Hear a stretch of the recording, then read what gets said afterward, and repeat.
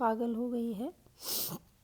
मीरा पग घुंघरू बांध मीरा नाची, मैं तो मेरे नारायण सू आपई हो गई साची। लोग कहे मेरा भई बावरी, लोग कहते हैं कि मेरा पागल हो गई है। न्यात, न्यात मतलब समाज, समाज कहे कुलनासी, समाज कहता है कि तो कुल की हंसी करा रही है, मजाक करवा रही है मेरा, जो ठीक नहीं है।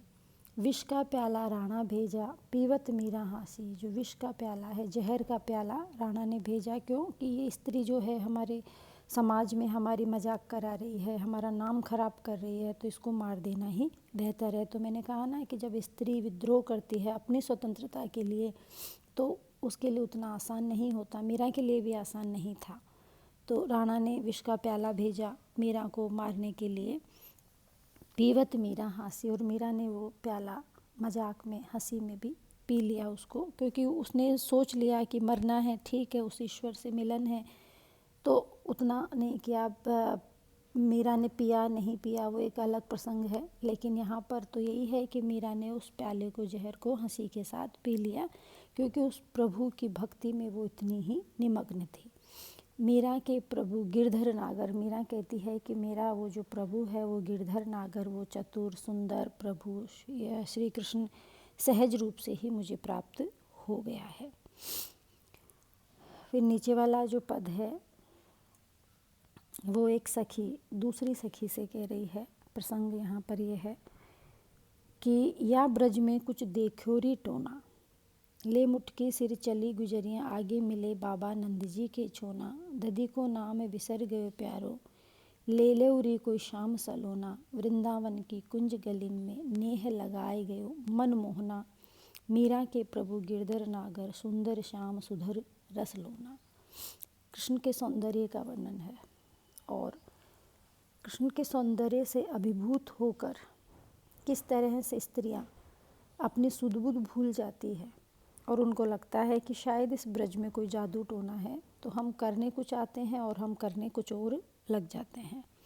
उसी का वर्णन है। या ब्रज में कुछ देखो री टोना, कि हे सखी, ऐसा लगता है इस ब्रज में कुछ जादू टोना है, कुछ है इस ब्रज में।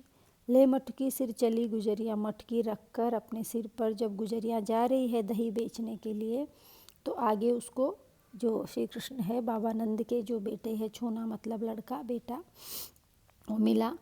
तो दही बेचने के लिए वो जा रही थी। दधी को नाम बिसर गए प्यारी, वो दही ले लो, दही ले लो ये कहना तो वो भूल गई।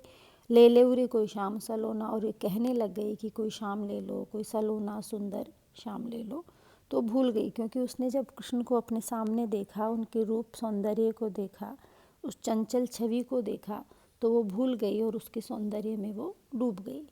वृंदावन की कुंज गलिन में नेह लगाए गए मन मोहना, मन को मोहित करने वाला श्री कृष्ण वृंदावन की कुंज गलियों में स्नेह, नेह मतलब स्नेह लगाकर चला गया, इसलिए वो उस गुजरी के ऊपर भी जादू टोना कर गया। तो मीरा के प्रभु गिरधर नागर, सुंदर श्याम सुघर रसलोना, जो मीरा के प्रभु है, जो मीरा के ईश्वर है, वो गिरधर नागर, वो मीरा के प्रभु, वो रस से परिपूर्ण, लावण्य से परिपूर्ण, सौंदर्य से परिपूर्ण है। इस तरह से उसका सौंदर्य इतना अभिभूत करता है, इतना वशीभूत करता है कि वो अपना कार्य भूल कर गोपियाँ उसी का नाम लेने लग जाती है।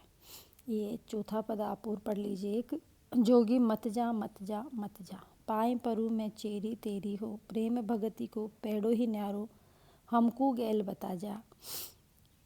अगर चंदन की चिता बनाऊं अपने हाथ जला जा। मीरा के जो भक्ति है उसमें श्रृंगार का वर्णन है, वियोग श्रृंगार और संयोग श्रृंगार दोनों हैं।